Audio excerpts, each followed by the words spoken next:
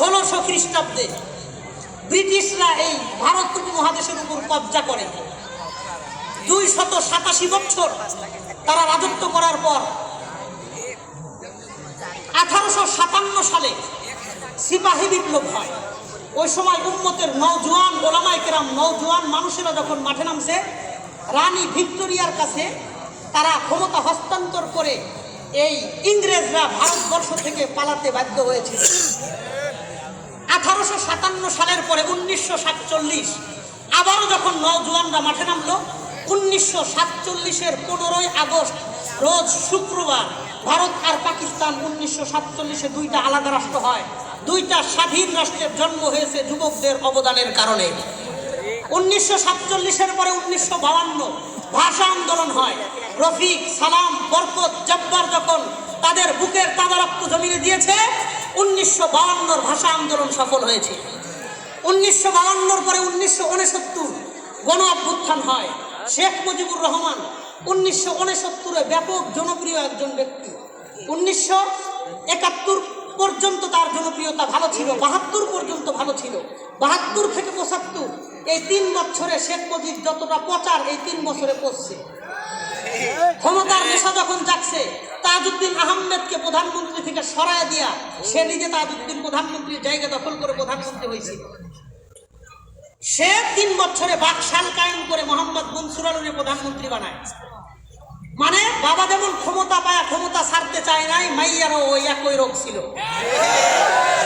1969-এ শেখ মুজিবুর রহমানকে আগরতলায় গ্রেফতার করে আইয়ুব খান। বাংলাদেশে ব্যাপক জনপ্রিয় নেতা শেখ মুজিবুর রহমানকে মুক্তি করতে সারা বাংলাদেশের মানুষ রাস্তায় নামে 69-এ বঙ্গবন্ধুর মুক্তি চাই, বঙ্গবন্ধুর মুক্তি চাই এই স্লোগান দিয়া সারা বাংলাদেশে গণ অভ্যুত্থান ঘটায়। এই অভ্যুত্থানের তাপমাত্রা সহ্য করতে না পাইরা আইয়ুব খান পাকিস্তান থেকে পদত্যাগ করে আওয়ামী লীগের নেতাকর্মী, বঙ্গবন্ধু সহ সবাই আগরতলা থেকে তাড়াতাড়ি মুক্তি করে দেয়। 1969-এর পরে আবারও বিপ্লব হয় 1971। বাংলার অশিক্ষিত মানুষ গায়ে গেঞ্জি পইরা, পরনে লুঙ্গি পইরা, কোমরে গামছা বান্ধা, মাথার উপরে গামছা বান্ধা, এই খালি কাঁধের উপরে রাইফেল রাইখা 9 মাস এই নওজোয়ান তরুণরা যখন যুদ্ধ করেছে, 1971-এর বিপ্লব সফল হয়েছে।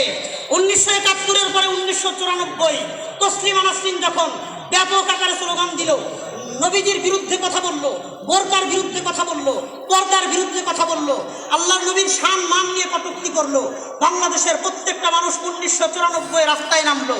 এক দফা এক দাবি, তসলিমা তুই কবে যাবি, এক দফা এক দাবি, তসলিমা তুই কোথায় যাবি, এই স্লোগান দিয়ে যখন রাজপথ কাঁপিয়ে মাঠে নামলো, তসলিমা নাসরিন রাতের অন্ধকারে যেই বোরকার বিরুদ্ধে কটূক্তি করেছিল, ওই বোরকা পরে রাতের আধারে ভারতে পালিয়ে যেতে বাধ্য হয়েছিল।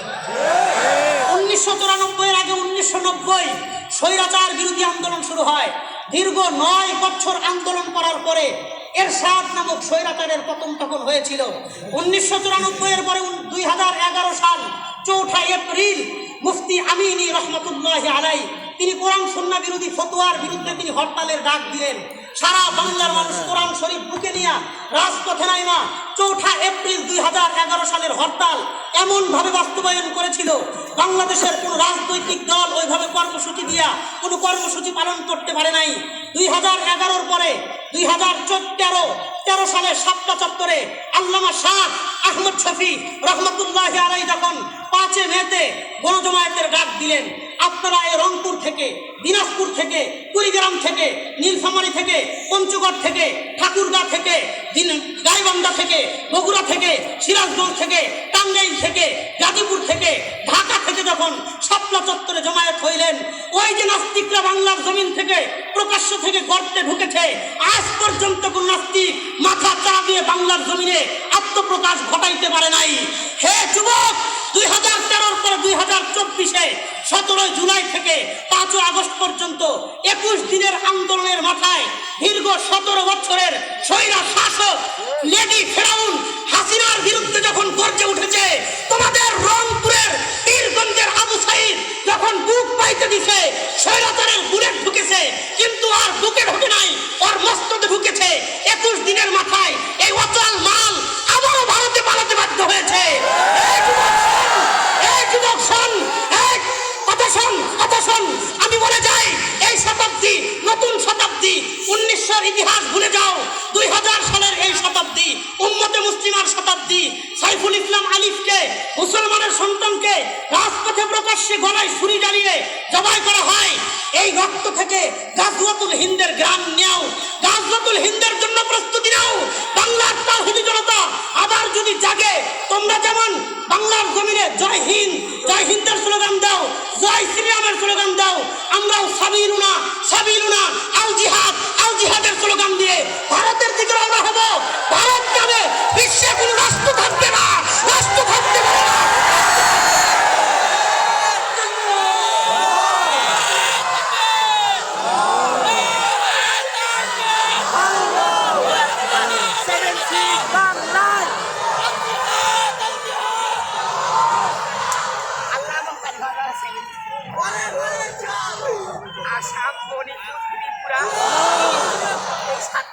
শোনেন, ভারত যদি বাংলাদেশের স্বাধীনতার অভ্যন্তরীণ বিষয় নাক গলায়, আমরাও ভারতকে স্বাধীন রাষ্ট্র থাকতে দিব না।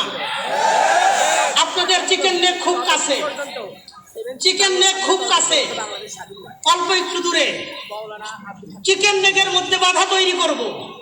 মাত্র 25 কিলোমিটার রাস্তা, 7টা অঙ্গরাজ্য 7 সিস্টার ভারত থেকে আলাদা হয়ে যাবে। আপনারা মনে করেন হঠাৎ করে ভারত এমন বাংলাদেশ বিরুদ্ধে স্লোগান কেন দেয়? আমি বলতে চাই, বাংলাদেশের জনগণের মনে ভারত বিরোধী যে একটা সুন্দর ঐক্যর জায়গা তৈরি হয়েছে। যত বড় দলই হোক, কেউ যদি ভারতের সাথে সম্পর্ক করে আবার ক্ষমতায় বসতে চায়, আমরা ওই দলকে প্রত্যাখ্যান করব। তাদেরকে ক্ষমতায় দেখতে চাই না, ক্ষমতায় দেখতে চাই না। মনে রাখবেন, ভারত আর বাংলাদেশ কখনো বন্ধুত্ব হতে পারে না। আল্লাহ বলেছেন, লাতাজিদান্না আশাদ্দান নাসি আদাওয়াতান লিল্লাযীনা আমানুল ইয়াহুদ ওয়াল্লাযীনা আশরাকু। মুমিনের সবচাইতে বড় শত্রু দুইজন, ইহুদি ওয়াল্লাযীনা আশরাকু, যারা মুশরিক করে, যারা শিরিক করে। মুশরিক আর ইহুদি তারা মুমিনের সবচেয়ে বড় শত্রু। আল্লাহ কোরআনে বলেছেন, আপনি যত বড় আলেম হন, প্রধান উপদেষ্টা হন, ধর্ম উপদেষ্টা হন, পূজার মণ্ডপে গিয়ে বলবেন হিন্দু মুসলিম ভাই ভাই, এটা কোরআন বিরোধী স্লোগান, এটা কখনো সত্য হতে পারে না। আল্লাহ বলেছেন, আল্লাযীনা আশরাকু, মুশরিকরা মুসলমানের শত্রু। লাতাজিদান্না আশাদ্দান নাসি আদাওয়াতান, সবচেয়ে কঠোর শত্রু মুশরিক আর ইহুদি, অর্থাৎ ইসরায়েল আর ভারত। আপনি তাদেরকে বন্ধু বলার কে? তারা আমাদের বন্ধু হতে পারে না। মনে থাকবেন ইনশাআল্লাহ। শেষ কথা, ধর্ম আর দেশ। বলেন কি বলছে? ধর্ম আর দেশ, এই দুইটা জিনিসকে দুইটা চোখের মতন দেখবেন, ডান চোখ বাম চোখ। বলেন আপনার কাছে ডান চোখের গুরুত্ব বেশি না বাম চোখের গুরুত্ব বেশি?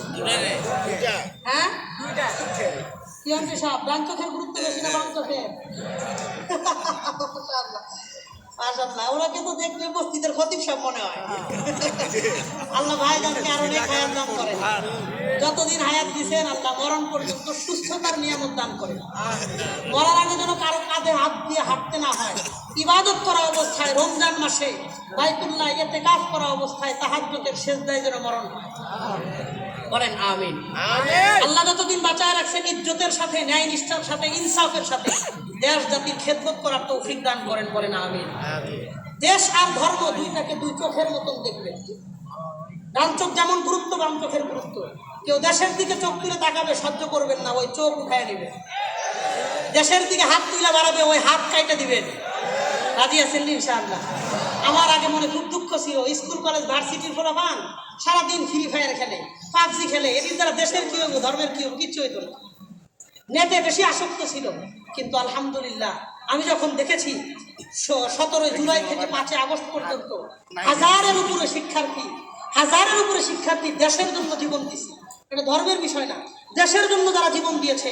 ধর্মের জন্য যদি কখনো যুদ্ধ হয়, 1000 নয় 1 লক্ষ যুবক স্কুল কলেজ ভার্সিটির জীবন দিবে ইনশাআল্লাহ।